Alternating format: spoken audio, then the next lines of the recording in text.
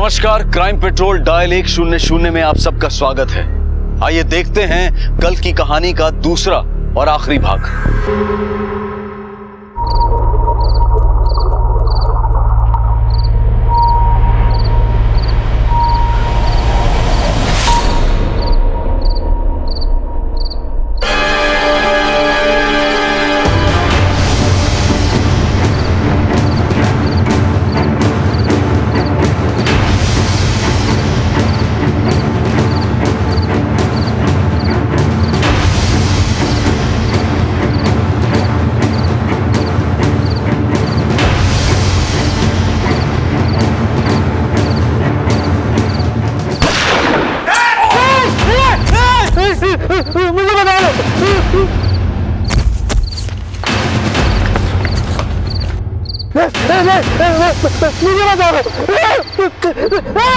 समीर समीर समीर उसको मार दिया हमने, उसको मार दिया है।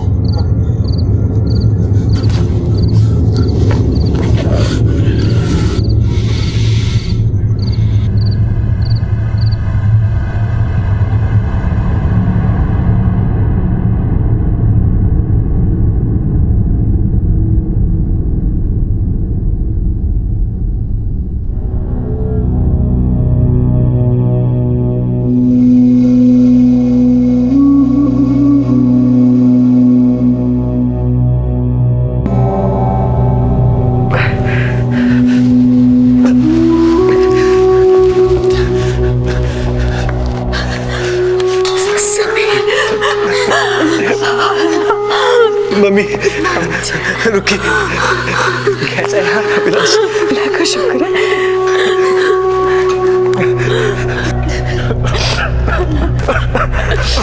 मुझे माफ कर दे, मुझे माफ कर दे, मुझसे गलती हो गई, बहुत बड़ी गलती हो गई मुझसे।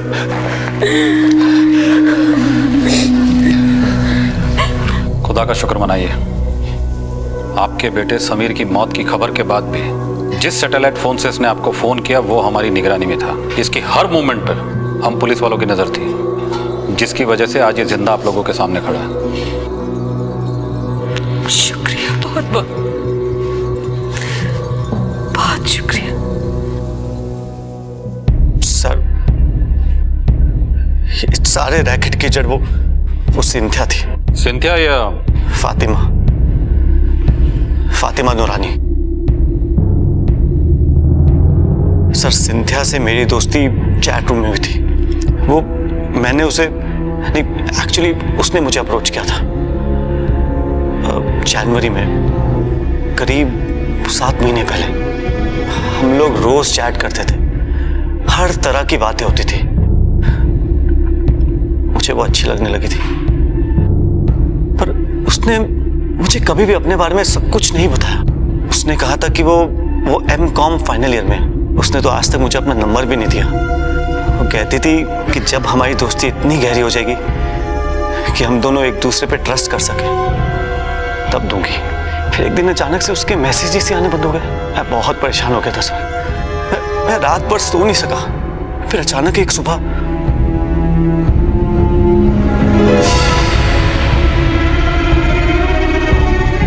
क्या है ये सब? कहाँ हो तुम? पिछले 20 घंटे से गायब हो, और ये क्या भेज रही हो?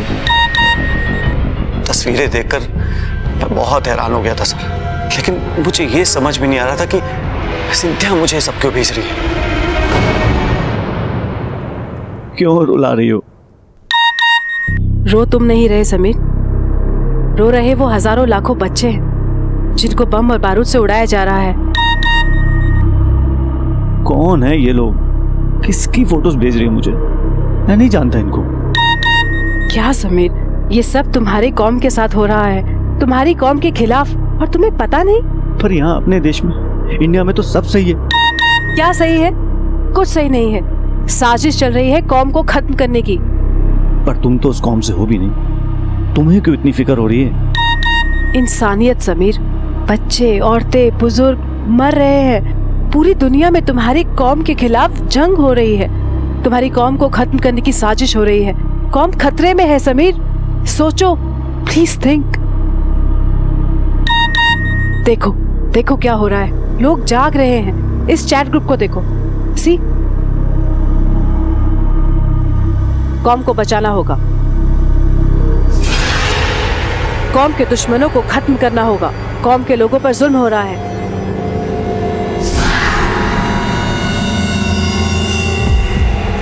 इस दुनिया में न जाने कितनी ऐसी चीजें हैं जिन्हें दूर से देखने पर सब कुछ सामान्य नॉर्मल सा लगता है, लेकिन जब उन्हें करीब से देखा जाता है तो बात उससे बिल्कुल विपरीत होती है। इंटरनेट की दुनिया, तेज रफ्तार कम्युनिकेशन की दुनिया, जानकारी का सैलाब। लेकिन इसके असंख्य रास्तों में कुछ रास्ते ऐसे भी हैं जहां पर समाज और दुनिया को बर्बाद कर देने वाले मंसूबे साधे जा रहे हैं, जहां पर भयानक दरिंदे कुछ मासूमों के शिकार की ताक में घात लगाए बैठे हैं। समीर की मुलाकात ऐसे ही चंद दरिंदों से इंटरनेट पर हुई, जिसके नतीजे भयानक हुए। प्यार और दोस्ती का नकाब ओढ़े सिंथिया कई हफ्तों तक समीर को कौम और जंग के बारे में अनेकों अनर्गल जानकारियां और तस्वीरें भेजती रही। समीर बौखला गया। क्या है तू आजकल? मतलब है कि तू बिना बता क्लास से चला गया। अबे तू मेरा बॉस है क्या जो हर काम तुझे बता के करूंगा? समीर तू पागल हो गया क्या? देख, अगर कोई स्ट्रेस है तो मुझे। अरे सबसे बड़ा स्ट्रेस तो तुम लोग हो। हम लोग? लेकिन यहाँ पर तो सिर्फ मैं हूँ यार। देख, तू ना अपने काम से काम रख, और तुम लोग ये जो कर रहे हो ना वो सही नहीं है। हम लोग? सिंथिया की बातों का मुझ पर असर हो रहा था। मैं कॉम और जंग की बातों से इतना बहक गया था कि मैंने अपने कॉम के कुछ स्टूडेंट से कॉलेज में बात की। तू पागल हो गया समीर। कॉम अपनी जगह है, बट वी आर इंडियंस। अभी भी टाइम है, सुधर जा भाई, चल। देख अशरफ, तू है अकेला, है ना? और अकेले आदमी को मुंबई में घर नहीं मिलता। अगर तेरी फैमिली होती ना तो मैं चुटकियों में दिलवा देता। तू तो जानता है बम्बई की हालात, पेपर पढ़ता है कि नहीं? कौन आ रहा है, कौन जा रहा है, किस पे यकीन करें, किस पे नहीं करें, समझता है कि नहीं? तू टेंशन मत ले। ए बाबू, चाय ला। हाँ, ये ले चाय पी। और समीर, ले तू भी चाय पी ले। और देख, झूठी नहीं की मैंने। पर समझने में भूल वो नहीं मैं कर रहा था। तस्वीरें और सिंधिया की बातें सुन सुन के मेरे सर पे तो मानो शैतान सवार हो गया था। हर गैर कौमी मुझे मेरे कौम का दुश्मन नजर आ रहा था।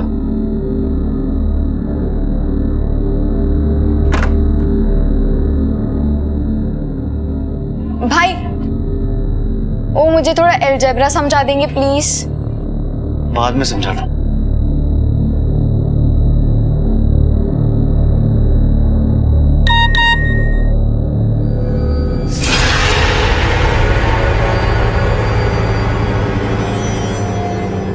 ये क्या पहन रखा है? और अरे तुम्हारा नाम? फातिमा? मैंने डिसाइड कर लिया है, मेरी लाइफ कॉम के लिए, कॉम की जंग के लिए। पर तू तो कैथोलिक है। मैंने कन्वर्ट कर लिया है, अब से मैं तुम्हारी कॉम की हूँ। जंग के लिए मुंबई, रिक्रूटमेंट अप्लाई है। जंग के लिए अपने मुंबई में भी रिक्रूटमेंट हो रहा है। देख लो, अपने मुंबई से ही 4 और हैं, 2 डॉक्टर्स, 1 MBA और 1 मैं। तुम? हाँ, हम सबको टीचर ने ही रिक्रूट किया है और टीचर ने ये लेटेस्ट फोटोज भेजे हैं।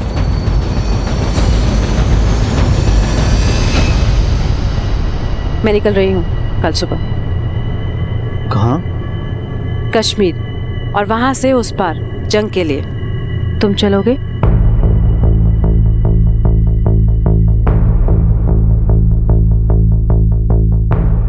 यस।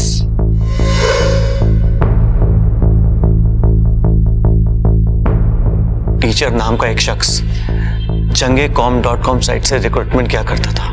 उस वक्त मुझे सिंधिया की असलियत पर बिल्कुल भी शक नहीं हुआ। फिर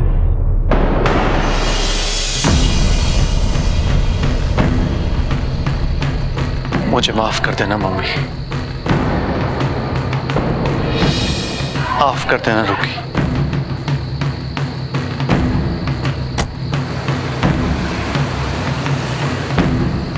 सिंथिया,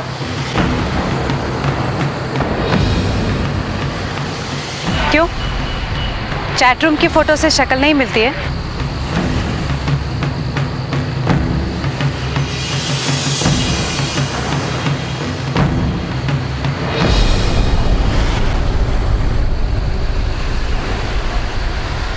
इनसे मिलो, ये है आरिफ। और ये मकसूद।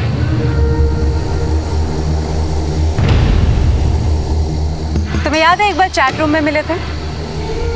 हाँ, तुम्हारे कॉलेज के फ्रेंड्स। कुछ यही समझ लो, ये दोनों भी हमारे साथ कॉम के लिए हैं। चले चलो। मतलब तुम इन दोनों के साथ भी टच में थी? हे डोंट बी जेलस, जल्दी करो, ट्रेन के लिए लेट हो रहा है। चलो। 2 दिन की ट्रेन जर्नी के बाद हम कश्मीर पहुंचे। वहां से पहाड़ों की ओर बढ़ गए। घाटी और जंगलों के रास्ते हम कैंप की तरफ जा रहे थे।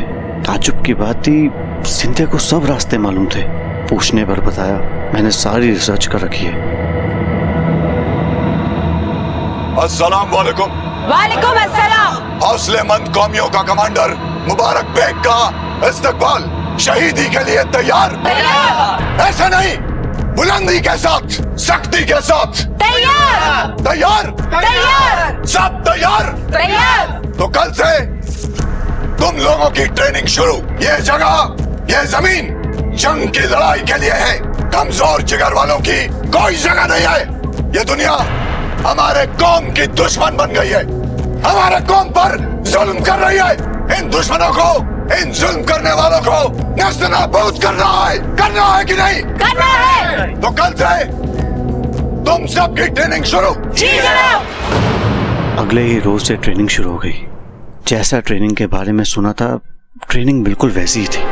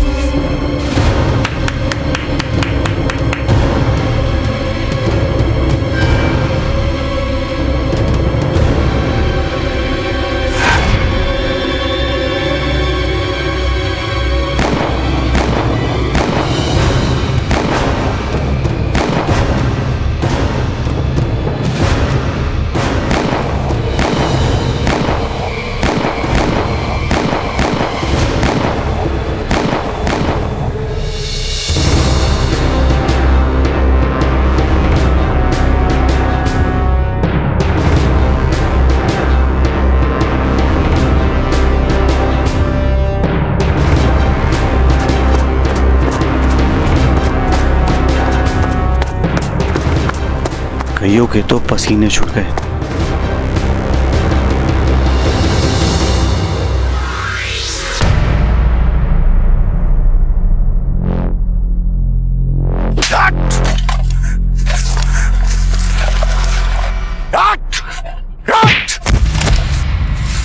चलो, चल, चलो, चल, बढ़ो आगे।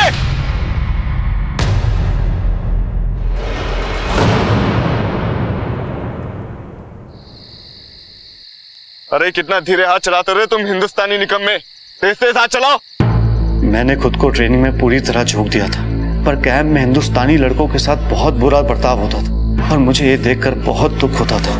लेकिन सिंधिया को इन सब बातों से कोई फर्क ही नहीं पड़ता था और इस सब के बीच हमारी ट्रेनिंग पूरी हुई।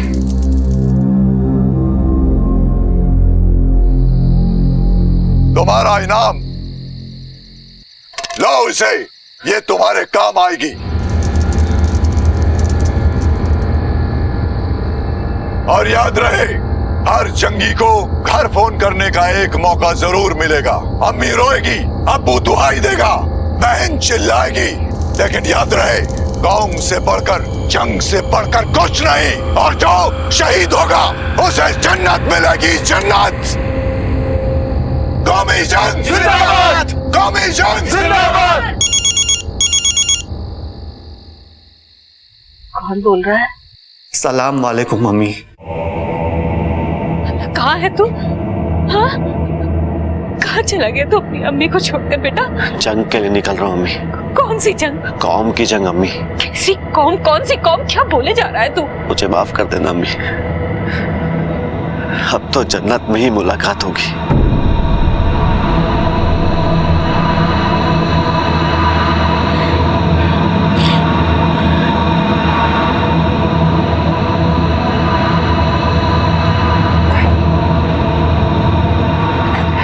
समीर, कमांडो बहुत खुश है तुमसे।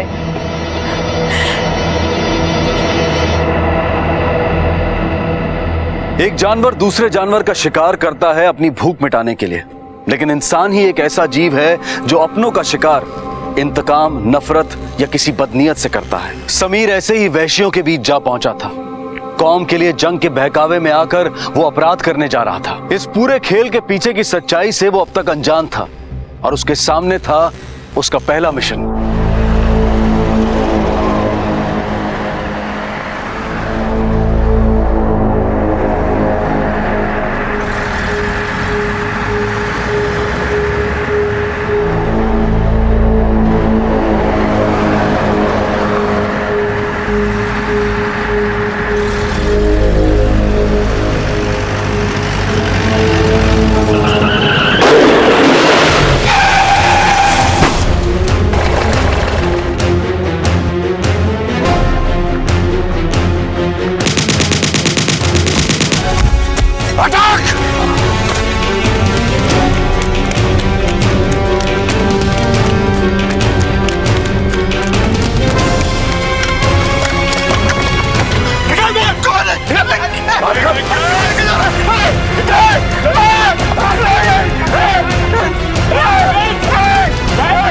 मत मारो मुझे, तू हमारी कौम का दुश्मन है। देख गाड़ी में कौन है, देख।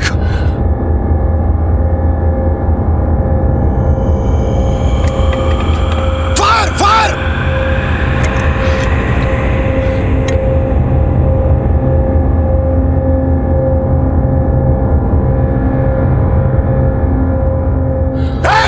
गोली चला। समीर, गोली चला। हिंदुस्तानी चूजे, तुझसे कुछ नहीं होगा। चलो।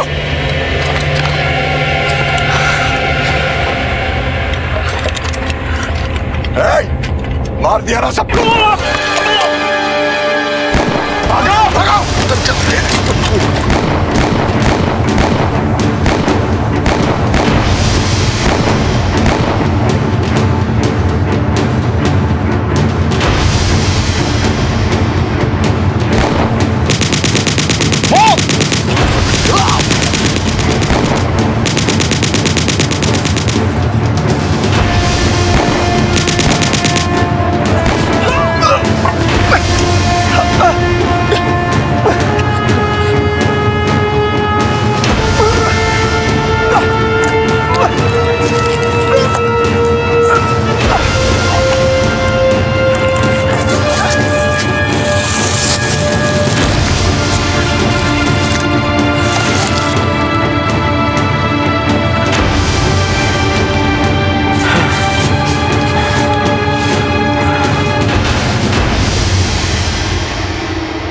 सिंधिया, सब लोग मुझे छोड़ के चले गए।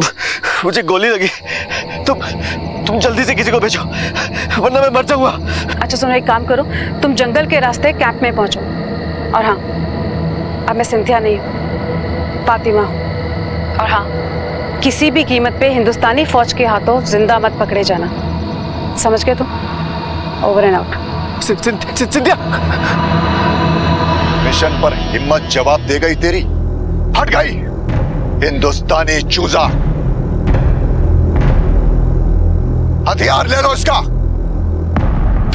नहीं जनाब, मेरी सिर्फ टांग पे लगी।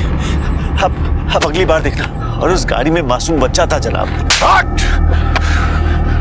साला, हमारी कौम पर जुल्म हो रहा है। वो बच्चा कल सांप बनकर हमारे कौम का दुश्मन बनेगा, और ये जंगी कहता है उस मासूम पर गोली कैसे चलाएगा? कहां से पकड़ कर लाई हो इस हिंदुस्तानी पिल्ले को? कहां से?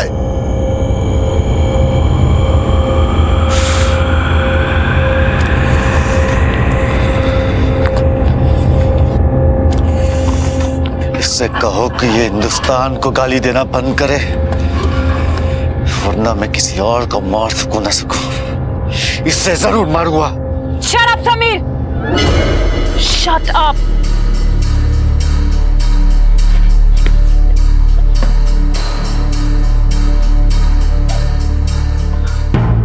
कमांडर बात बात पे हिंदुस्तानी और हिंदुस्तान को गालियां दे रहा था।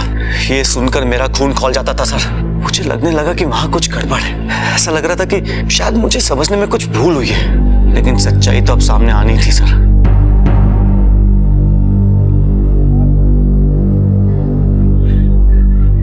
आरिफ, ये सब कैसे? जनाब ने मेरे साथियों के साथ मुझे अलग जाने के लिए बोला। हिंदुस्तानी फौज ने बारूद से पूरा जिस्म सुलगा दिया। डॉक्टर डॉक्टर डॉक्टर डॉक्टर नहीं है मैं यहाँ पे। इस रोज के सिवा और कुछ नसीब नहीं हुआ। पानी भी नहीं। अम्मी वो छोड़कर क्यों आया? मैं सिंथिया से कहता हूँ, वही लाई थी ना मैं। संतरा संतरा कौन? फातिमा। कौन कौन फातिमा भाई? तू अब तक नहीं पहचाना उसे? वो हमारे साथ नहीं है। हिंदुस्तानी लड़के डरपोक होते हैं, कमजोर होते हैं, इनमें जिगरा नहीं, किसी काम के नहीं है ये। आप फिक्र मत कीजिए जनाब, अगली खेप में शिकायत का मौका नहीं दूंगी। और रही बात इन चूजों की, तो इन्हें सुसाइड बॉम्बर बना देते, जंग में काम आएंगे। ऐसा ही करना पड़ेगा, लेकिन इस तरह के ऑपरेशन में पैसा लगता है और पैसा कम पड़ रहा है, बहुत खर्चा होता है। हेडक्वार्टर से पैसा आया? जी जनाब, बारामूला के ऑपरेशन के पैसे आए हैं।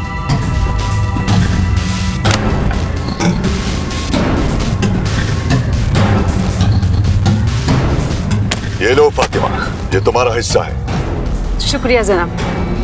लेकिन याद रहे, अगली बार लड़के सही होने चाहिए। जी जरूर।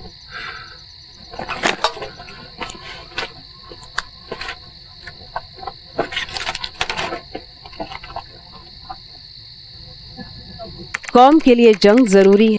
कौम खतरे में है, जंग जरूरी। सिंथिया मैथ्यूज सिंथिया नहीं फातिमा थी। फातिमा इन्हें टीचर भी वही थी। क्या झांसा दिया उसने मुझे। जंग कौम ये मकसद सही थे तो झूठ का सहारा क्यों लिया? क्योंकि सच तो ये था कि मकसद और उससे जुड़े लोग दोनों गलत थे, खुदगर्ज थे और वैशी थे।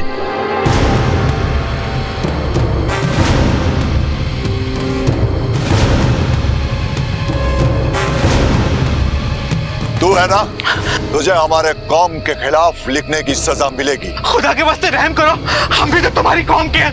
नहीं बिरादर, तू हमारी नस्ल का नहीं, तेरी नस्ल गद्दार है। अल्लाह के वास्ते रहम करो। गद्दार है तू। नहीं, नहीं। तू हमारे कौम का दुश्मन है।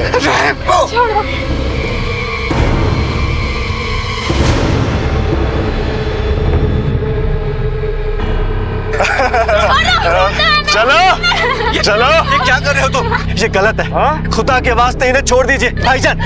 ये हमारी कौम के खिलाफ है, ऐसा मत करो भाईजान। प्लीज इन्हें छोड़ दीजिए, प्लीज भाईजान, छोड़ दो इन्हें।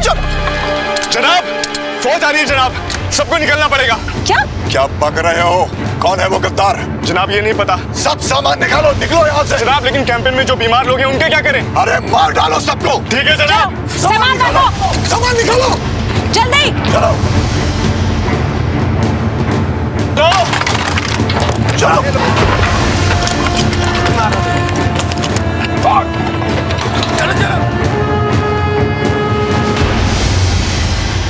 यहाँ से बाहर फोन किसने लगाया? किसने किया? तुम में से कौन है वो? तुम तुम तुम जनाब वो हिंदुस्तानी पिल्ला नहीं है। क्या? मुझे उस पर पहले से ही शक था। चाहे जाओ और जहां भी दिखे भेजी में 2 गोली उतार कर आओ। जाओ। जी। उसके बाद मैं किसी तरह छुपते छिपाते बड़ी मुश्किलों का सामना करते हुए कई दिनों बाद मुंबई पहुंचा। पर मुझे क्या पता था यहाँ मुंबई में भी कमांडर का आदमी मेरी जान लेने का इंतजार कर रहा होगा।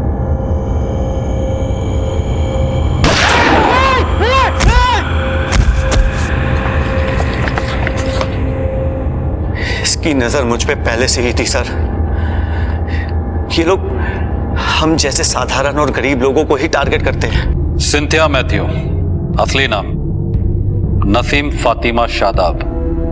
2007 से 2010 तक अबू धाबी के एक प्राइवेट फर्म में काम किया करती थी और आजकल ये आतंकवादियों के रिक्रूटमेंट सेल को ऑपरेट कर रही है। हाँ सर, मैंने आपको बताया था ना, मुझे आरिफ और मकसूद को हम तीनों को एक वेबसाइट के थ्रू ही रिक्रूट किया गया था, jangecom.com। जाहिर सी बात है, इस साइट को काफी पहले से ऑपरेट किया जा रहा होगा।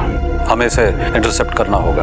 जंग में आज भी रिक्रूटमेंट जारी होगा। शिंदे सर, इस साइट का पता करो। Okay sir. समीर आलम, जाने अनजाने तुमसे गलती हुई है, इसके लिए कानूनी कार्रवाई तो तुम पर जरूर होगी। लेकिन आज भी हमारे देश में, हमारे मुल्क में तुम्हारे जैसे कई नौजवान इन शैतानों के मंसूबों का शिकार हो रहे हैं, जिसे हमें रोकना है। और इसके लिए तुम्हें हम पुलिस वालों की मदद करनी होगी।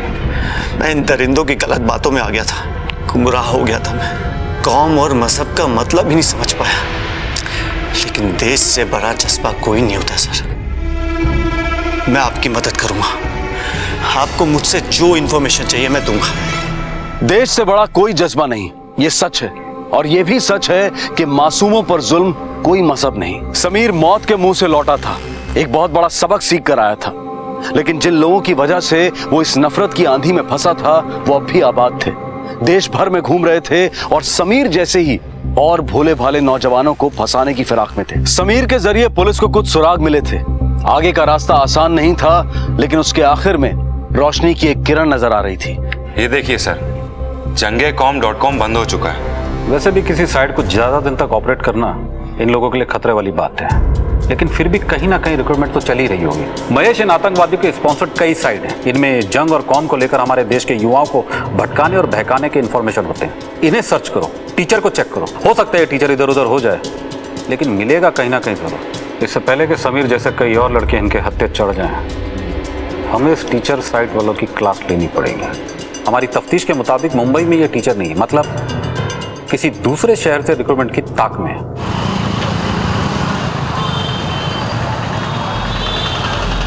प्लीज प्लीज हेल्प कर दीजिए, प्लीज। भाई साहब रुकिए ना, भाई साहब मदद कीजिए। भाई रोको प्लीज प्लीज प्लीज। सर देखिए तो सही sir.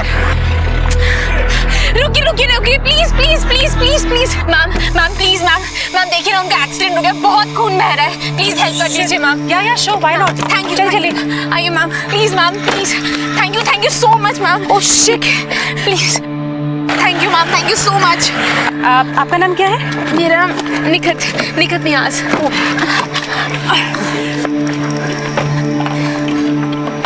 Thank you ma'am, thank you so much. Margaret Mathews.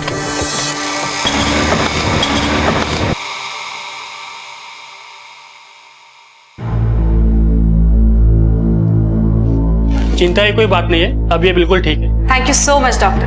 Thank you doctor. Are you student?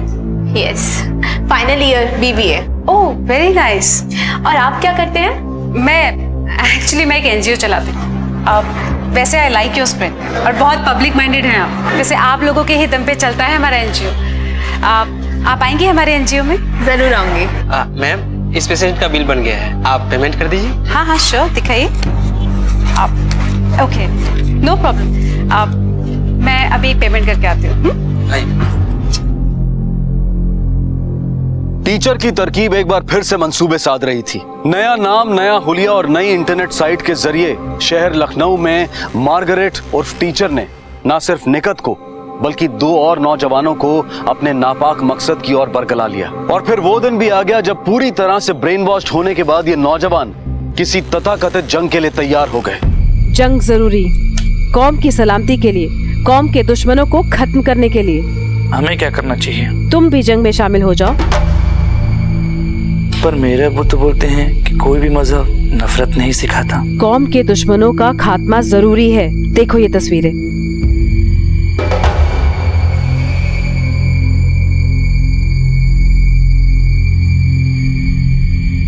मैं जंग के लिए तैयार हूँ। मैं भी। माजिद? मैं भी। हाय मार्गरेट, सॉरी, फातिमा भी। ईमेल आया है टीचर से, मैं जंग पे जा रही हूँ।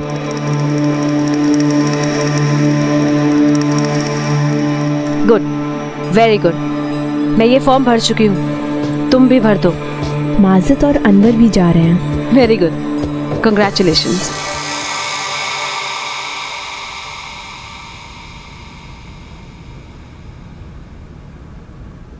अरे बस अभी तक एक ही रोटी खा रहे हैं आप? और चावल लीजिए थोड़े से। अरे नहीं बस और नहीं भाई। फातिमा, मुझे तुम्हारी तरह मेंटेन ही रहना है, खा खा के कद्दू नहीं बनना है। क्यों बेटा? अच्छा जी, आप तो पहले से ही वेल मेंटेन्ड है, आपको क्या जरूरत है? ले बेटा। अब अच्छा सुनिए, मुझे 1-2 रोज में निकलना है टूर पे। फिर से टूर? हमारे लिए तो तुम्हारे पास वक्त ही नहीं। तुम्हारे काम के चलते ही हम मुंबई शहर से यहाँ आ गए। अब यहाँ तो चैन से रहोगे। आपको पता है ना, मार्केटिंग में ऐसा ही होता है। मैं जाऊँ ना? ठीक है। सलीम बेटा, तुमने दाल क्यों नहीं खाई? नहीं, मुझे दाल नहीं पसंद। नहीं, ऐसा नहीं कहते बेटा, दाल में प्रोटीन होता है ना, फिर आप सुपर हीरो बन जाएंगे। ये लो खाओ, शाबाश, गुड बॉय। एक रोटी भी। आ आ आ आ आ आ, गुड बॉय।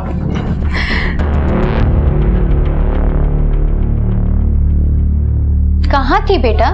तुम्हारे अब्बू कब से तुम्हें बुला रहे हैं, तुम्हारी चाय भी ठंडी हो रही है। आओ बेटा, बैठो बैठो, इधर बैठो। कैसी चल रही है तुम्हारी MBA एंट्रेंस की तैयारी? बेटा एक बात याद रखो, तुम्हारा एक ही टारगेट होना चाहिए, IIM। मुझे नहीं करना IIM से MBA। क्यों नहीं करनी? टफ है इसीलिए। अम्मी, कुछ नहीं रखा है इस मुल्क में। तो क्या अमेरिकन यूनिवर्सिटी की सोच रही है? नहीं अम्मी, मुझे यहीं रहना है और यहाँ रह के एक से हिसाब बराबर करना है।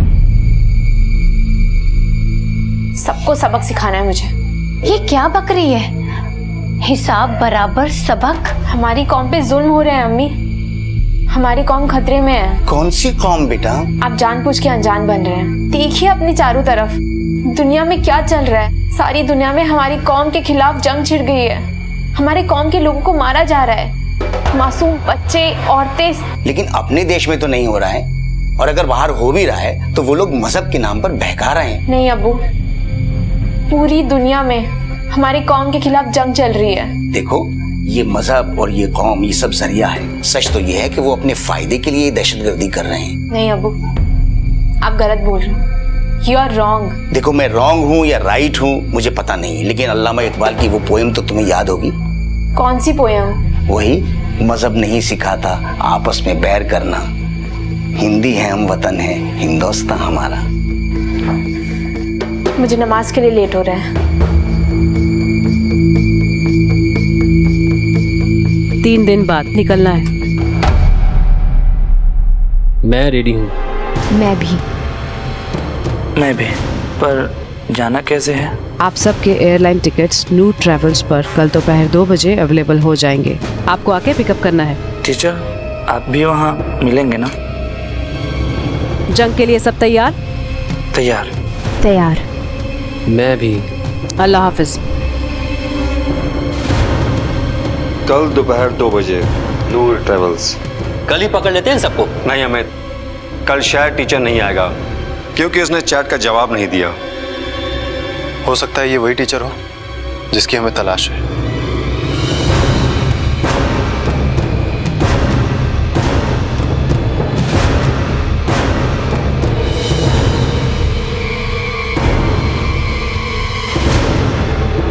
सर, हम इनको हिरासत में ले सकते हैं। नहीं अमित, अगर इनको हिरासत में लिया तो टीचर गायब हो जाएगा। हो ना हो वो भी यहीं कहीं है और इन पे नजर रखे हुए हैं।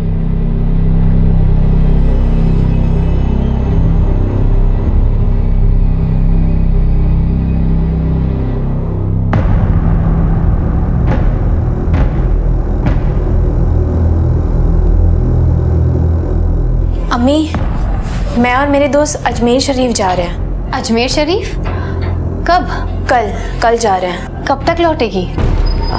अम्मी, जाते जाते ना मैं छोटा बैग ले जाऊंगी। अरे पर सुन तो।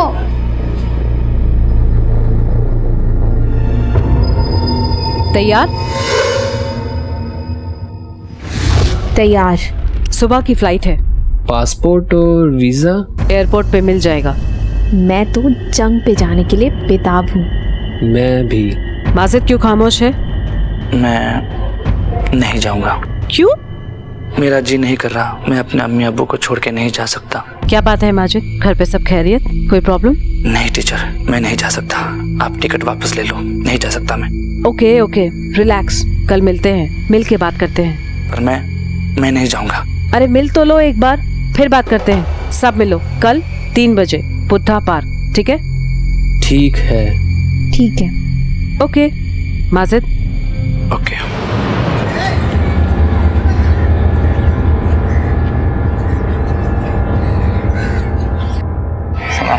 सलाम वालेकुम। वालेकुम अस्सलाम। माजिद तो आ गए लेकिन टीचर नहीं आए अभी तक। आते ही होंगे। लेकिन हम उनको पहचानेंगे कैसे? वो अपनी पहचान खुद बताएंगे। आपको कैसे पता? मुझे पता है।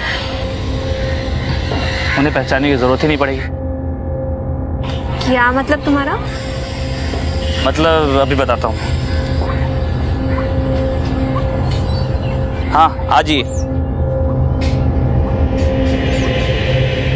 ये किसको कॉल किया तुमने? किसे बुलाया? टीचर को। टीचर को? हाँ।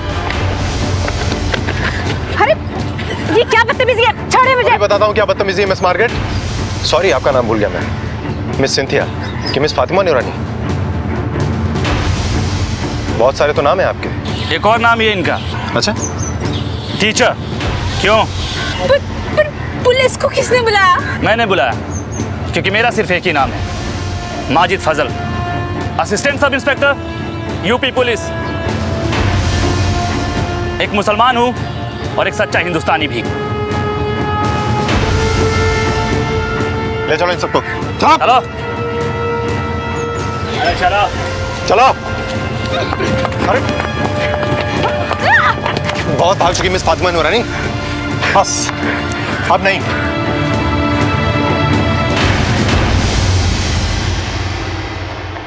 अम्मी अम्मी।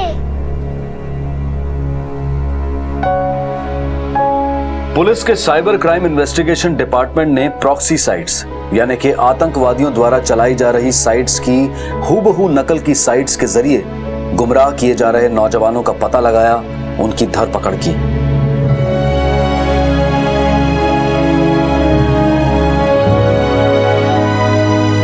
नौजवान पीढ़ी का मन गीली मिट्टी की तरह होता है और आतंकवादी सरगना मजहब की गलत व्याख्या और कौम खतरे में है जैसी मनगढ़ंत बातों से नौजवान पीढ़ी को बरगलाते हैं और उन्हें हत्या और आतंकवाद की तरफ मोड़ देते हैं। इस सब के पीछे इन दरिंदों का अपना व्यक्तिगत स्वार्थ, उनकी खुदगर्जी होती है, लेकिन इसका खामियाजा इन मासूमों, इनके परिवारों और समाज को भुगतना पड़ता है। फातिमा नूरानी उर्फ सिंथिया उर्फ मार्गरेट पर एनएसए और पोटा के तहत कड़ी कार्रवाई की गई। समीर, मकसूद, निकत और अनवर, इन पर भी इसी कानून के तहत एक्शन लिया गया, लेकिन चूंकि उन्हें आतंकवाद की ओर जाने अनजाने बरगलाया गया था, कानून ने उनके प्रति नरमी का रवैया अपनाया और उनके रिहेबिलिटेशन की बात रखी। किसी भी मासूम की हत्या किसी भी लिहाज से किसी भी तरीके से सही नहीं है। और जहां तक मजहब का सवाल है तो मशहूर शायर अल्लामा इकबाल ने कहा है, मजहब नहीं सिखाता आपस में बैर करना, हिंदी है हम, वतन है हिंदुस्तान हमारा। अब मैं अनूप सोनी आपसे विदा लेता हूं, फिर मुलाकात होगी अगले एपिसोड में और खुलासा करेंगे एक और जुर्म का। तब तक अपना और अपने परिवार का ख्याल रखें और देखते रहें क्राइम पेट्रोल डायल 100। सबक एक को सीख हम सबको। जय हिंद।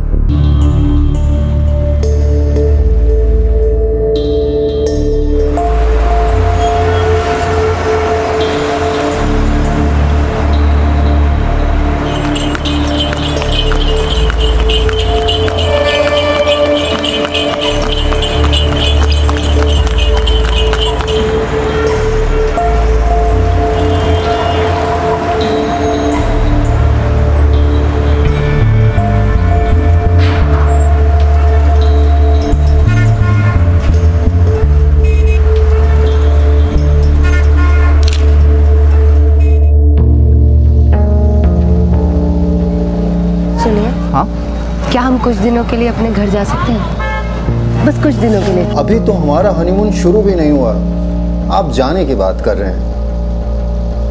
आज की रात के लिए हमने एक खास जगह चुनी है, आपके साथ कुछ खास पल बिताने को।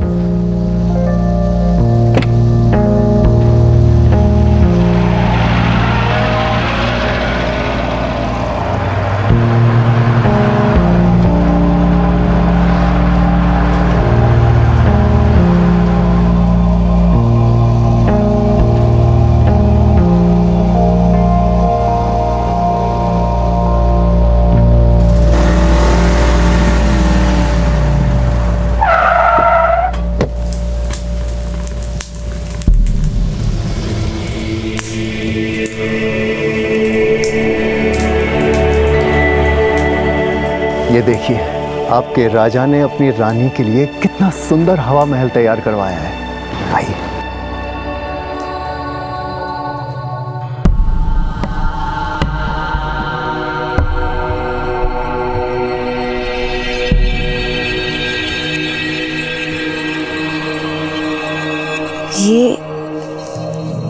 ये क्या है? राजा की रानी को एक छोटा सा तोहफा। आप जल्दी से ये ड्रेस पहन कर आइए।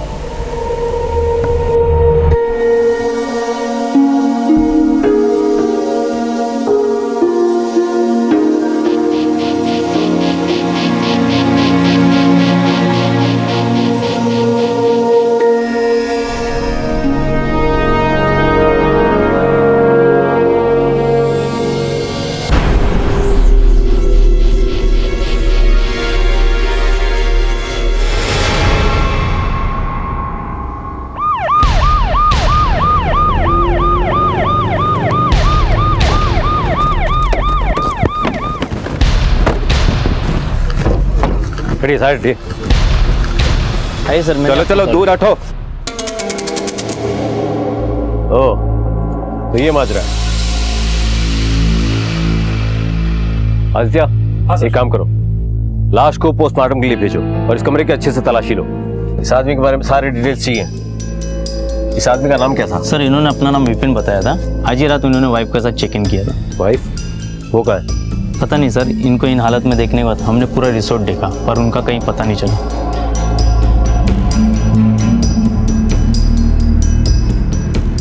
सर, मैंने पूरा टेंट अच्छे से चेक किया है। विक्टिम का सारा सामान गायब है, मोबाइल, पर्स और यहाँ तक के सारे कपड़े भी।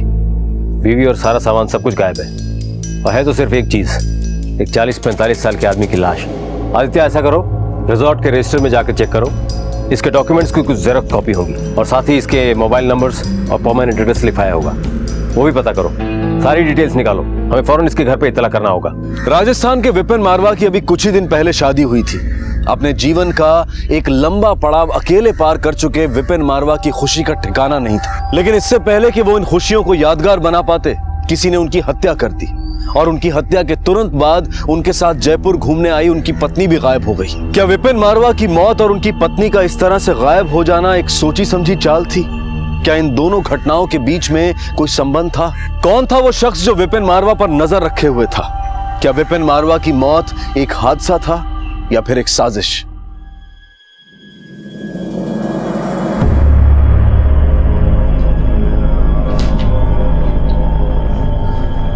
साहब, हमारा बेटा केशव की खबर मिली के साहब? देखो काका, थे घना बुजुर्ग आदमी, क्यों रोज रोज यहाँ पर आकर अपना टाइम खराब करते हो और मेरा टाइम खराब करते हो? जिस दिन थाको बेटू पकड़ में आ जाओ लो ना, थाने अपने आप पत्तू लाग जाओ लो। और वैसे भी आपके बेटे ने जो काम किया है ना, उसकी सजा तो उसको 7 जन्म में भी देनी पड़ेगी।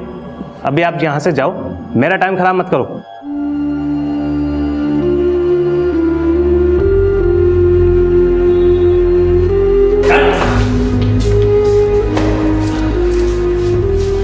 क्या हुआ?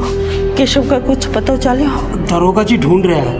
वह कह रहा है कि जियाई मिल जासी, सबसे पहले आपा ने खबर कर सी, आप लोग केशव मिल जासी।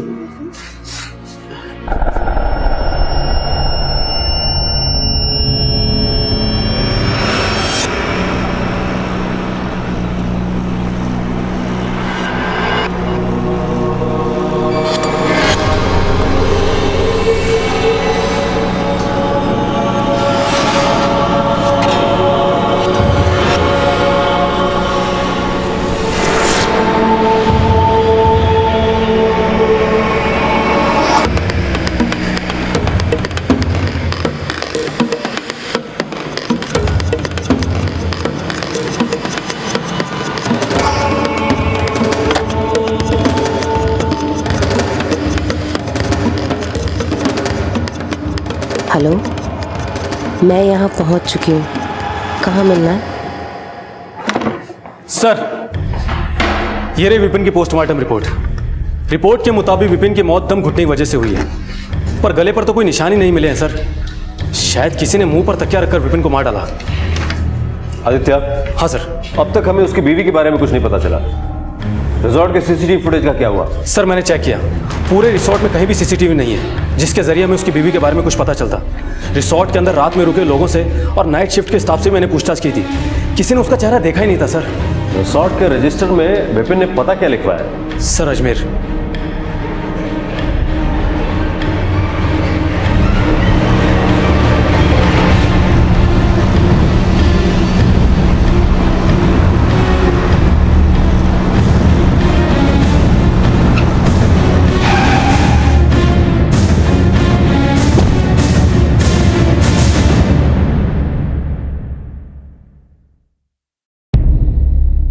जी, आपके बगल में जो घर है विपिन शर्मा का, उनके साथ कोई और रहता था? वैसे तो सर इस घर में हमेशा ही ताला लगा रहता था। अब विपिन भाई तो हमेशा काम के सिलसिले में बाहर रहते थे, पर हाँ साहब, पिछली बार जब वो आए थे तो उनके साथ एक औरत थी, शायद जिसके साथ विपिन भाई ने शादी की हो। आपने उस औरत का चेहरा देखा था? नहीं साहब, वो तो हमेशा ही घूंघट में रहती थी। एक आध बार बात करने की कोशिश की थी पर वो ज्यादा बोलती नहीं थी, पर विपिन भाई हमेशा उनके साथ रहते थे। आप जिस नंबर को डायल कर रहे हैं वो इस समय स्विच्ड ऑफ है। आप जिस नंबर को डायल कर रहे हैं वो इस समय। सर जब से विपिन की मौत हुई है उसका नंबर स्विच ऑफ आ रहा है। आदित्य, उसकी बीवी मोबाइल तक लेकर गई है और इसके पड़ोसी से बात करके ऐसा लगता है कि जैसे विपिन को भी उस औरत के बारे में ज्यादा कुछ पता नहीं होगा। 45 साल का था, अकेला, हो सकता है 20-22 साल की लड़की देखी और झटपट शादी कर ली, लेकिन उस औरत के लिए ये शादी नहीं बल्कि एक प्लान था, विपिन को बर्बाद करने का प्लान। एक काम करो। हाँ सर। विपिन के मोबाइल के पिछले एक हफ्ते के सारे डिटेल्स निकालो, वो कहाँ कहाँ गया, किससे मिला। अगर हमें ये पता चल गया तो शायद हमारे हाथ कुछ बहुत बड़ा सुराग लग सकता है। ठीक है सर। विपिन हनीमून पे था, वो जरूर कुछ होटल्स, रेस्टोरेंट्स, टूरिस्ट प्लेसेस पे गया होगा। उन जगह की सीसीटीवी फुटेज में हो सकता है हमें वो लड़की दिख जाए, या हो सकता है शायद कोई और हो जो इनके बारे में कुछ जानता हो।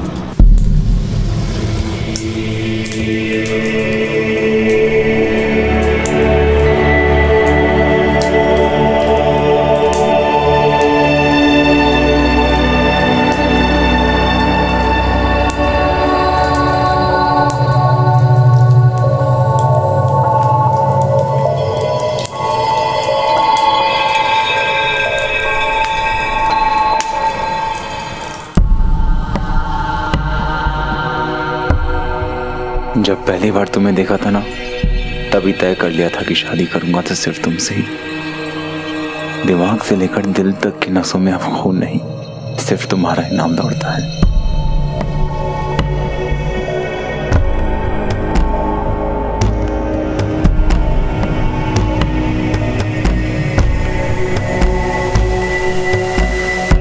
हाँ ठीक है, ओके थैंक्स। सर विपिन का मोबाइल जयपुर में एक्टिव था, लोकेशन हवा महल, अल्बर्ट हॉल जैसे एरियाज थे। फिर उसके बाद वो रिसोर्ट गया। हवा महल के लोकल पुलिस वालों ने हमें बताया है कि हवा महल के पास में एक शॉप है जिसके सीसीटीवी फुटेज में उन्हें कुछ ऐसी फुटेज मिली है जिसमें विपिन के साथ जो लड़की थी वो साफ दिख रही है। फौरन उस सीसीटीवी फुटेज को मंगवाओ। ठीक है सर।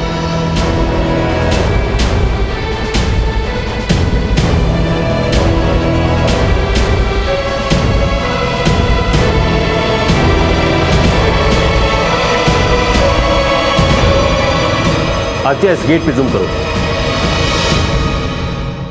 फौरन इस वीडियो से इस लड़की की तस्वीर निकालो और उसको चारों तरफ के पुलिस स्टेशन में सर्कुलेट करो। ठीक है सर।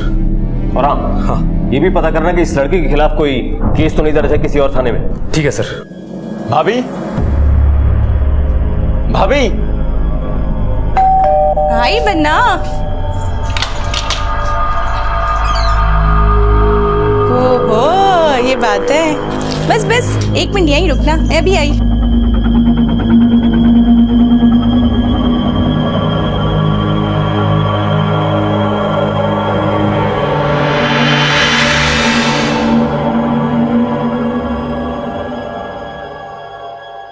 अपना दाहिना पैर आगे बढ़ा के इस कलश को गिराओ और घर में गृह प्रवेश करो। इतनी खूबसूरत दुल्हन कहाँ से चुरा लाए बन्ना? भाभी चुराया तो इसने था, पहली मुलाकात में मेरा दिल। अच्छा सिरोही में पहली बार मिला इससे। अच्छा। जब वो प्रॉपर्टी वाले काम से गया था। हाँ हाँ हाँ। प्रॉपर्टी के उस काम में तो मुझे नुकसान उठाना पड़ा भाभी, लेकिन भगवान ने मुझे पूजा देकर मेरी जिंदगी के हर नुकसान की भरपाई एक ही बार में कर दी भाभी। अरे बस बन्ना, तुम पे तो मजनू का ही भूत सवार हो चुका है। अब बस खड़े खड़े बातें करने की, इसको आराम भी करने दोगे भाई? भाभी आप भी ना।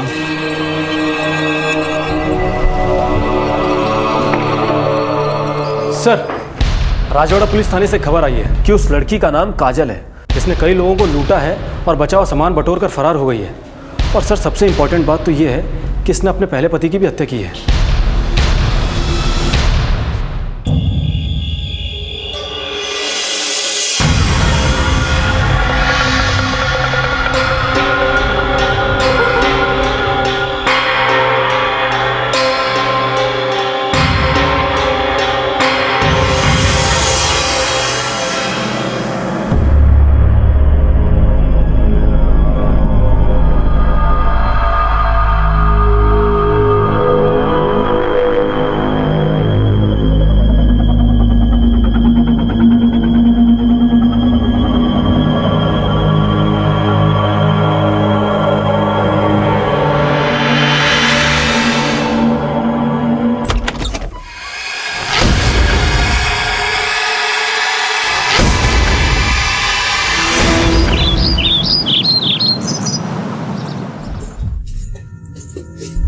बन्ना, गुड मॉर्निंग। अरे बन्ना उठ भी जाइए। बन्ना, बन्ना। दो लोगों को जोड़कर एक नई जिंदगी देने वाली शादी की परंपरा अब लोगों से उनकी जिंदगी छीनने का कारण बनती जा रही थी। इन सभी केसेस में अलग अलग नाम तो सामने आए थे, लेकिन इन सब के पीछे चेहरा एक ही था। आखिर कौन थी ये काजल जो लोगों को अपना शिकार बना रही थी, और कौन था ये शख्स जो लोगों को इतनी बेरहमी से मौत के घाट उतार रहा था? इन सारे सवालों के जवाब रजवाड़ा में जयपुर पुलिस का इंतजार कर रहे थे।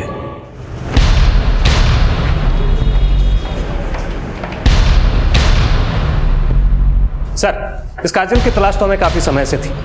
काजल की शादी यहीं राजवाड़ा में प्रताप सिंह के साथ हुई थी, पर प्रताप और काजल का रिश्ता कुछ ठीक नहीं था। प्रताप उसके साथ में शारीरिक संबंध बनाना चाहता था, पर काजल को उसमें जरा भी दिलचस्पी नहीं थी। एक दिन काजल अपने घर से बाहर निकलती है, पर प्रताप को उस पर शक था, जिसकी वजह से वो काजल का पीछा करना शुरू करता है। और पीछा करते करते वो पास ही के जंगल में जा पहुंचता है। वहां जाकर देखता है कि काजल अपने प्रेमी केशव के साथ में कुछ आपत्तिजनक हालात में मिलती है। वो गुस्से में आकर काजल को उल जलूल कहने लगता है। इसके बाद केशव पेट्रोल छिड़क कर उसकी लाश को आग लगा देता है। उसी दिन से ये दोनों फरार हैं। अब काजल अपने हुस्न के जाल में लोगों को फंसाती है, उन्हें विश्वास दिलाती है और बाद में उनसे शादी कर लेती है, और केशव की मदद से उनकी हत्या कर उनका सारा सामान लूटकर भाग जाती है। हेलो, क्या?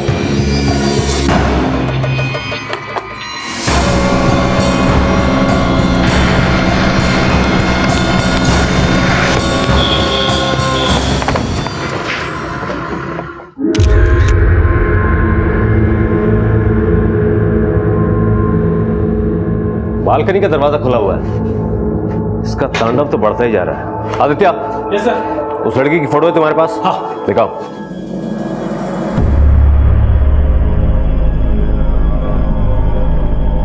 यही वो लड़की है जिसने अपना नाम पूजा बताया था?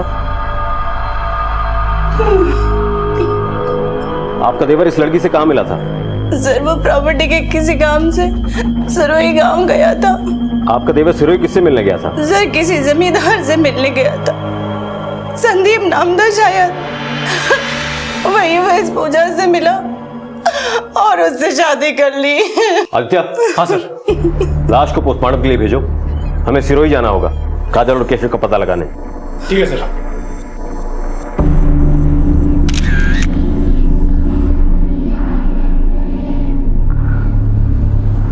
गौर से देखिए इस लड़की को। ये लड़की लोगों को पहले अपने प्यार के जाल में फंसाती है और फिर करती है शादी और फिर बना डालती है सुहाग रात को मौत की रात। इस कुकर्म में इस लड़की का साथ देता है इसी का बॉयफ्रेंड। अगर कहीं भी ये लड़की दिखाई दे तो इसके भोलेपन में ना फंसे, बल्कि नीचे दिए गए नंबर पे फोन करके पुलिस को सूचित करे।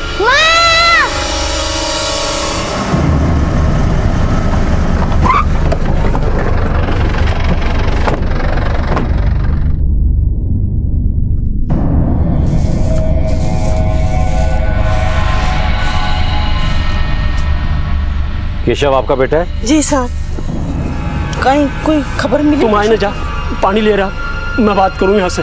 पर इन्होंने केशव के बारे में पूछा है, कुछ पता चला केशव को? देखिए माँ जी, हमें भी आपके बेटे की तलाश है। उसने कई लोगों का खून किया अपने साथी काजल के साथ मिलकर।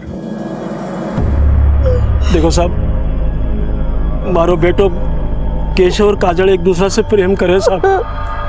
मैं कोई मंदिर में जाकर शादी कर ली साहब, क्योंकि काजल का घरवाला है ना साहब, बेबी की शादी केशव से करवा में आनाकानी कर रहा है साहब। उसने कभी आपसे मिलने की कोशिश की या कभी फोन किया? अगर फोन करते या मिलता तो मैं थाना का इतना चक्कर थोड़ी काटता साहब। मानो तो इतना ही पता है कि कड़े दूर शहर में चला गया साहब, अपनी नई जिंदगी की शुरुआत करवाना। फिर साहब एक दिन मैं देखो कि वो प्रताप के साथ शादी कर रही है साहब। प्रताप एक नंबर को सूदखोर है साहब, और भी को बाप मंगत साहब, वो भी एक नंबर को सूदखोर है। घना पीसा भरो पूरा परिवार है पीसा है साहब। हाँ ये तो मैंने पता है साहब कि प्रताप से भी कोई नातो ही हो साहब। नाता? नाता राजस्थान की एक ऐसी प्रथा जो कुछ समुदाय के लोगों के भले के लिए बनाई गई थी, जिसमें कम उम्र में विधवा बनी औरतों की दोबारा शादी हो सकती थी, किसी गलत रिश्ते में फंसे परिवार को बचाया जा सकता था। लेकिन धीरे धीरे समय के साथ ये प्रथा तो बदली ही, इससे जुड़े लोग भी बदलते गए। आज भी ऐसे कई गांव हैं जहां बेधड़क इस प्रथा के नाम पर औरतों की खरीद फरोख्त की जाती है। हमारे देश में ऐसे कई राज्य हैं, कई समुदाय हैं जिनकी अपनी अलग अलग मान्यताएं हैं, प्रथाएं हैं, और इनकी शुरुआत इंसानियत की भलाई के लिए ही की गई थी। लेकिन कुछ लोग ऐसे होते हैं जो हर अच्छे काम में गलत मकसद ढूंढ ही लेते हैं, और ऐसा ही कुछ देखने को मिला इस केस में। सिरोही गांव के माने सब लड़का का घरवाला है ना सब, वह पीसा देर अपनी मनपसंद की लड़की से शादी कर सके साहब। फिर वह जी भी उम्र की लड़कियों ने साहब 20 में शादी कर ले साहब। अయ్యా प्रताप और काजल को भी नातो हो साहब।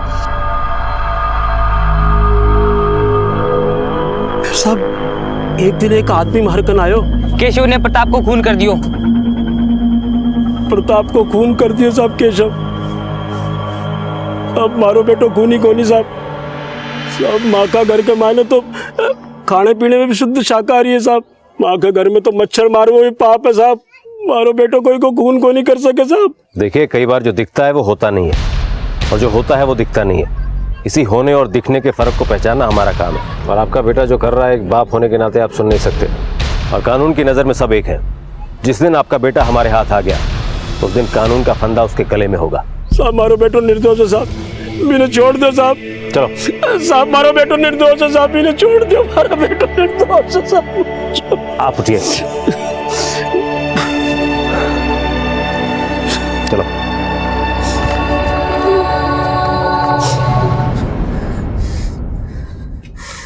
तुमने मेरे बच्चे का हाथ क्यों जलाया? मुझे नहीं करना कोई काम। मेरी बोली हर बात पत्थर की लकीर हो गए, और इस लकीर को पार करने की कोशिश अगर तूने की तो तेरे लाडले का सर किसी पत्थर से कुचल दूंगा मैं। चल।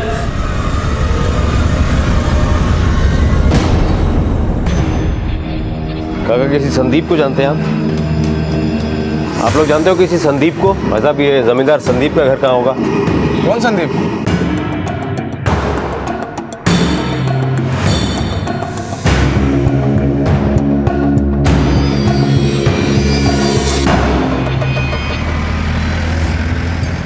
अगर हमें काजल के बारे में थोड़ी भी इंफॉर्मेशन मिल जाए तो हमें बहुत कुछ साफ हो सकता है। सर क्यों ना हम काजल के माँ बाप से मिले, शायद ये मुलाकात कई रात से पर्दे उठा दे। चलो।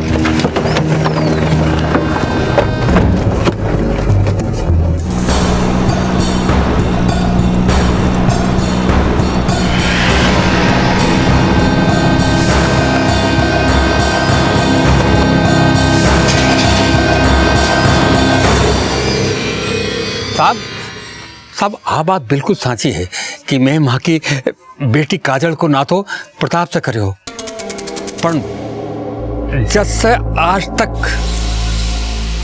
मैं काजल से मिला तक को नहीं था। तो आप उससे अब तक नहीं मिल पाए, और यहीं आपके गांव का एक शख्स करण उससे मिलता है, यहीं के मंदिर में उससे शादी करता है, आपकी बेटी उसे जान से मार देती है। ये सब कैसे हो गया भंवर जी? आपका गांव तो 5 सड़कों में खत्म हो जाता है, इनमें से कोई भी रास्ता आपको अपनी बेटी तक लेकर नहीं गया। मैं आपसे साची कह रहा हूँ, मैं काजल से बिल्कुल नहीं मिला। और जो करण नाम तो मैं आपका मुंडा तो सुन रहा हूँ साहब। मैं साहब आप मैं बता रहा हूँ कि काजल को चेहरो मैं जैसे कोने देखे हो जैसे वो प्रताप ने मारकर और केशव का साथ भाग नहीं गई। चलिए हम आपकी बात पर भरोसा कर लेते हैं, पर ये बताइए कि ये संदीप कौन है? संदीप कौन है साहब? कोई बात नहीं, हम फिर आएंगे अगर जरूरत पड़ी तो। लेकिन आप यही मनाना कि हमें वापस आने की जरूरत ना पड़े। चलो।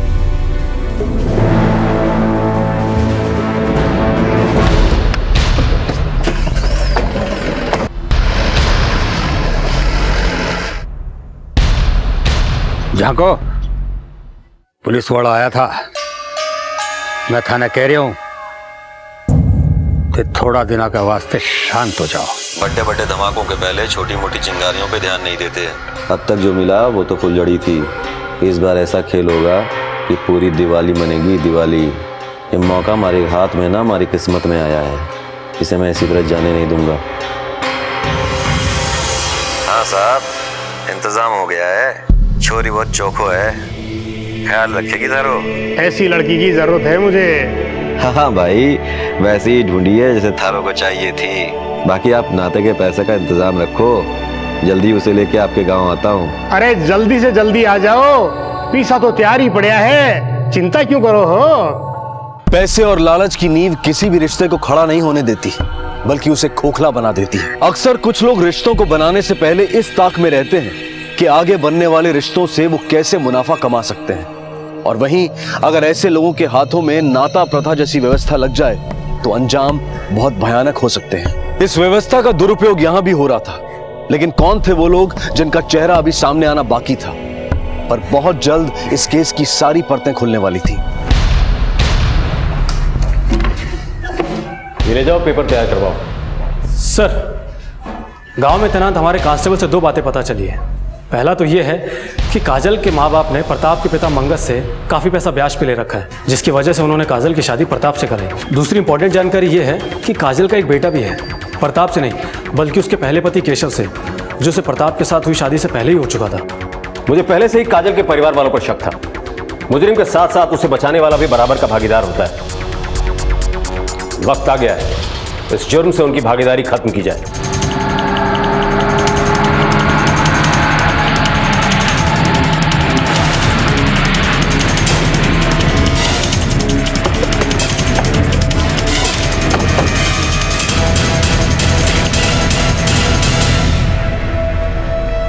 कहाँ हो साहब? आपको हमारे साथ चलना होगा।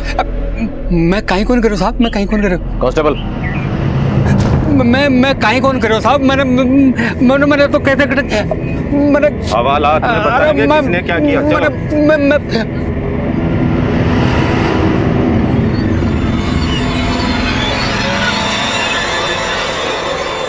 उम्र ज्यादा है आपकी, तजुर्बा भी ज्यादा होगा, इसलिए मैं नहीं चाहता कि आप जरा भी झूठ बोलें और आपको दर्द भी ज्यादा हो। इसलिए जो भी पता है बिल्कुल सच सच बताओ। अपनी बच्ची ने बचावा का रखे थे, बाबा कहीं नहीं कर सके साहब। मैं काजल ने शहर से वापस बुला लिया। केशव का साथ रहता हुआ 2 साल हो गया था। वो केशव का साथ खुश कौन हुई, मैंने पता लगे केशव से उनका एक बच्चों भी है। मेरी उन्हें प्यार से समझाया कि बेटा केशव और बी का साथ गुजारा हुआ दिन भूल जा और प्रताप सो नयो ना तो कर ले, जिससे मारो कर्जो उतर जाए। मने तो इतने बेरो है साहब कि केशव प्रताप ने मारकर जला दियो साहब और काजल ने अपने सागे ले गयो साहब। हमें इतने पता है साहब ये के आगे मने कहीं कौन बेरो साहब। तुम्हारी बेटी की वजह से कईयों ने अपनी जिंदगी से हाथ धोया। अब तक वक्त और किस्मत दोनों तुम्हारी बेटी का साथ दे रहे थे, लेकिन कानून ना वक्त को मानता है ना उसके हाथों में किस्मत की लकीर है जिसके आगे वो झुक जाए। तुम लोग जा सकते हो।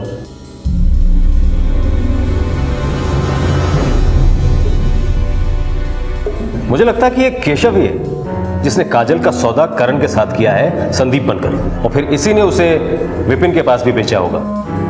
मुझे पूरा डाउट है कि हर बार केशव ही काजल को बेचता है और नाते के पैसे ले लेता है और फिर जानबूझकर उन लोगों को मार देता है ताकि काजल उसके पास वापस आ जाए, जिससे वो अगला खेल खेल सके। सर मैं एक काम करता हूँ, सारे विक्टिम्स की कॉल डिटेल चेक करता हूँ। जैसे इन सबके बीच में काजल एक कॉमन कड़ी है, वैसे ही शायद हमें कोई कड़ी या कोई नंबर मिल जाए जो हमें इनके गिरबान तक पहुँचा दे। क्या करना है क्या नहीं करना है इसके लिए सिर्फ हमारी जुबान खुलेगी। थारी जुबान खुलेगी तो सिर्फ हाँ में हाँ मिलाने के लिए, समझी? और वैसे भी इन सब से बच के जाएगी इकट्ठे तू हैं। इन सब में जितना हाथ मेरा है ना उतना साथ तेरा भी है। और एक बात तो तने बताना ही भूल गया मैं, हैं कि साथ देने वाले की सजा बड़ी होती है, हैं? इस बात को याद रखियो। चल भाग यहाँ से, भाग।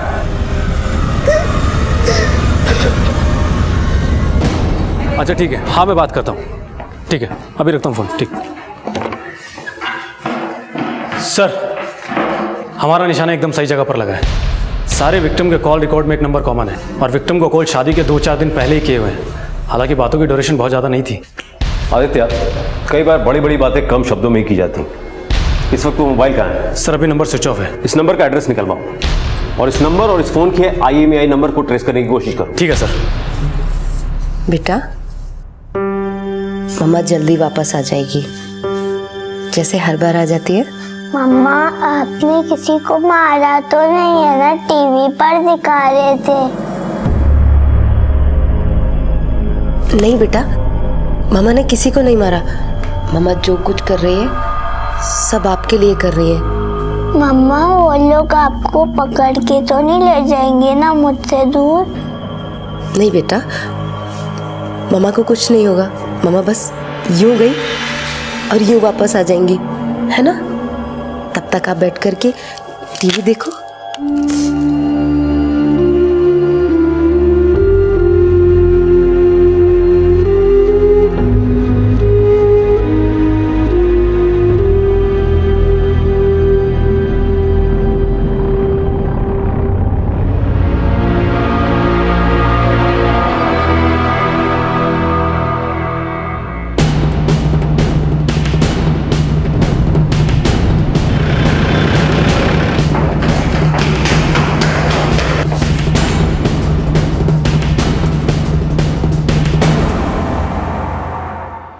आदित्य, आसपास के घरों में पता करो, हो न हो उन्हें यहां जरूर देखा गया होगा।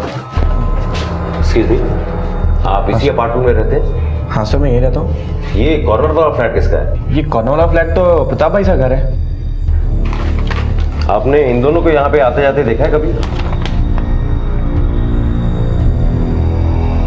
हाँ सर, मैंने इस लड़की को तो यहाँ हमेशा आते जाते देखा है, पर मैंने इस लड़की को कभी यहाँ पे आते नहीं देखा। Thank you. आदित्य, कहीं ऐसा तो नहीं कि काजल ने प्रताप के इस एड्रेस का गलत फायदा उठाकर केशव को सिम कार्ड दिलवाया हो सकता है सर। एक काम करो, हाँ हमें फौरन प्रताप के घर चलना होगा। ये पता लगाना बहुत जरूरी है कि इस पते पर कौन कौन आता था। ठीक है सर। साहब बड़े अच्छे हैं छोरी, लेकिन इनके छोरा छोरी इनको छोड़ के चले गए। अब इस हवेली का और इनका ख्याल थारे पर रखना है।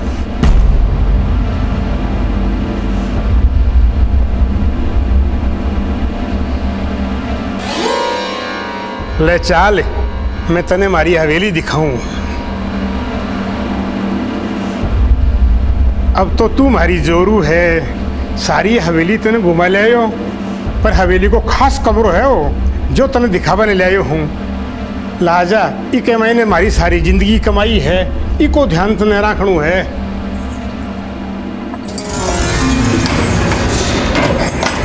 आ मारी जिंदगी कमाई है।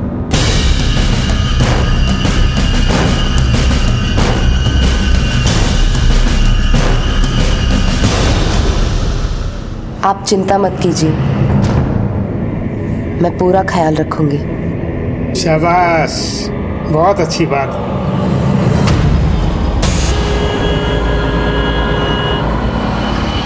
आदित्य, ये दूसरा आदमी कौन होगा काजल के साथ जो?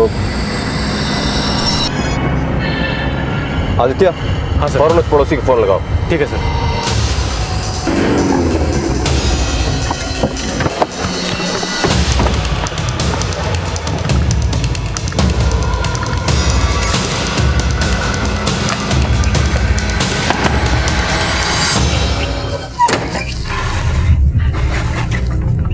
अरे इंस्पेक्टर साहब, आपके बेटे प्रताप के जयपुर वाले घर पे कौन कौन आता जाता था? जयपुर वाला घर? अरे साहब, मेरे बेटे का तो जयपुर में कोई घर हो ही नहीं सकता।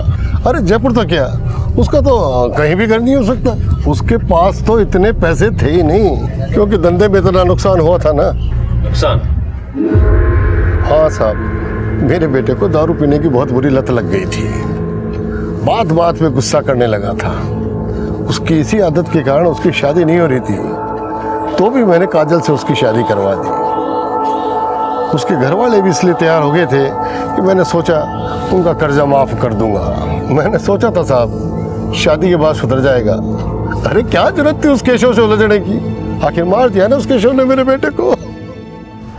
गौर से देखो, यही आदमी था? हाँ साहब, यही आदमी था वो। एक बार फिर से सोच लो, पक्का याद है? हाँ साहब, पक्का यही था वो आदमी।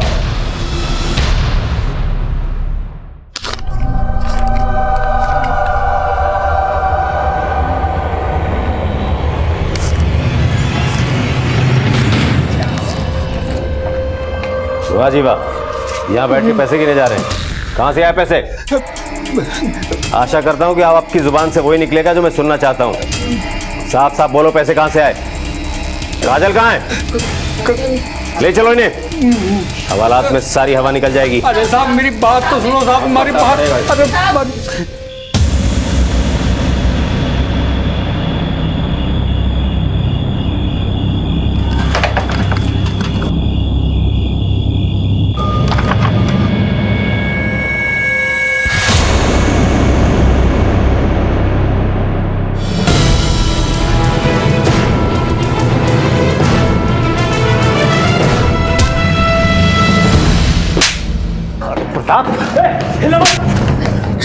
तू है या तेरा भूत है ये? सबकी नजरों में तो तू बोल्ड हो चुका है। अब मैं तुझे अपनी बैटिंग दिखाता हूं। ले जाओ इन दोनों को। चल। और आपको शादी का ज्यादा शौक चढ़ रहा है। आपके इस शौक ने आज आपकी जिंदगी ले ली होती अगर हम वक्त पे नहीं पहुंचते। आगे से कोई भी गलती करने से पहले 10 बार नहीं 100 बार सोचिएगा, क्योंकि हर गलती का संबंध 100 से है। 100 नंबर याद है ना? तू तो बड़ी चालाकी से अपना काम कर रहा था। वो तो तेरी किस्मत थोड़ी खराब निकली। उस सीसीटीवी फुटेज में जैसे ही मैंने तेरा चेहरा देखा। आदित्य, इस गेट पे जूम करो।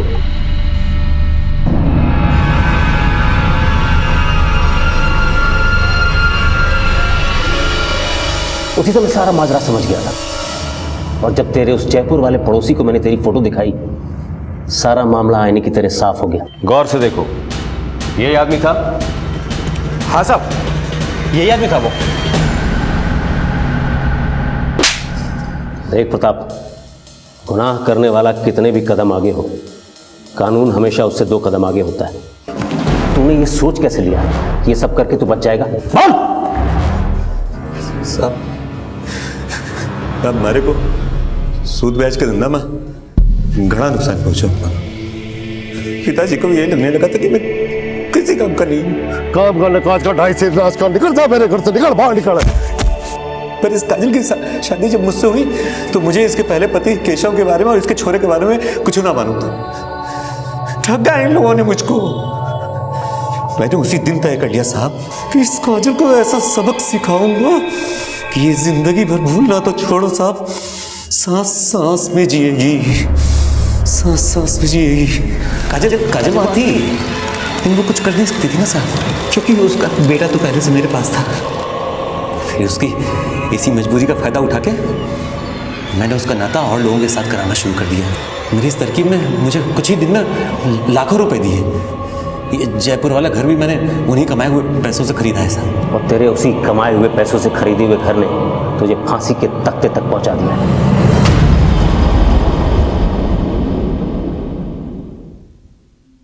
साहब, मैं आपका शुक्रिया किन शब्दों में करूं, मुझे नहीं पता साहब। आपने मुझे उस नर्क जैसी जिंदगी से मुक्त करा दिया। मेरे घर वालों ने और उस प्रताप ने मुझे एक दलदल में धकेल दिया था। मैं शहर से वापस गांव अपनी माँ से मिलने गई। उन पर काफी कर्ज था। माँ ने मुझसे कहा कि मैं प्रताप से शादी कर लूं तो सब ठीक हो सकता है। मैंने प्रताप से शादी करने के लिए मना कर दिया। इस बात पर मेरे घर वालों ने मुझे और मेरे बेटे को मारना पीटना शुरू कर दिया। मुझे धमकी दी कि अगर मैंने ऐसा नहीं किया तो मेरे बेटे को मार डालेंगे। मेरे पास कोई रास्ता नहीं था। मुझसे कहा कि प्रताप से शादी के बाद मैं चाहूं तो केशव के पास वापस जा सकती हूँ। मैंने प्रताप से शादी कर ली। एक दिन मैं केशव से मिली। मैंने केशव को कहा, मुझे इन सब से दूर ले चलो, लेकिन उस प्रताप ने। काजल, मैं तुम्हारी हालत समझ सकता हूं, पर तुम्हें शुरू में ही कानून का दरवाजा खटखटाना चाहिए था। तब शायद तुम्हें यह सब सहने की जरूरत नहीं पड़ती और कितने ही लोगों की जान भी बच जाती। लेकिन अब तुम प्रताप के पाप के हिस्सेदार हो, और पाप का हिस्सा जिंदगी को कई हिस्सों में बांट देता है।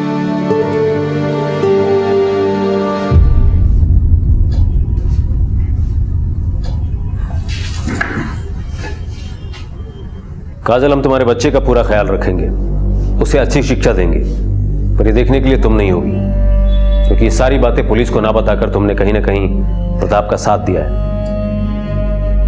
इस साथ में भले ही तुम्हारी रजामंदी ना हो, पर कानून की नजर में तुम भी एक मुजरिम हो। हवलदार,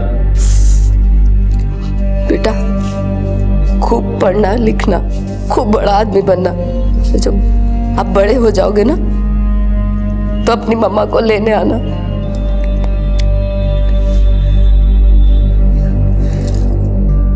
लालच, ईर्ष्या, क्रोध और बदले की भावना, ये कुछ ऐसे भाव हैं जिनकी उपज किसी भी इंसान के दिमाग को बीमार बना सकती है। प्रताप भी इन्हीं भावनाओं से ग्रसित था और अपने मंसूबों को पूरा करने के लिए उसने नाता प्रथा का सहारा लेकर उसका दुरुपयोग किया। हमारा देश आज उन्नति और तरक्की की ओर बढ़ रहा है। हमारा देश अपने आप में आज कई चीजों में सक्षम कहलाता है, और वहीं हमारे यहाँ नाता प्रथा और ऐसी कई और प्रथाओं का प्रचलन भी है। अगर ध्यान न दिया जाए तो रीतियों को कुरीतियों में बदलने में देर नहीं लगती। अब मैं अनूप सोनी आपसे विदा लेता हूं। फिर मुलाकात होगी अगले एपिसोड में एक और चौंका देने वाले केस के साथ। तब तक अपना और अपने परिवार का ख्याल रखें और देखते रहें क्राइम पेट्रोल डायल 100। सबक एक को, सीख हम सबको। जय हिंद। इस तरह के और भी एपिसोड देखने के लिए हमारे चैनल को सब्सक्राइब करें और बेल आइकन दबाना ना भूलें।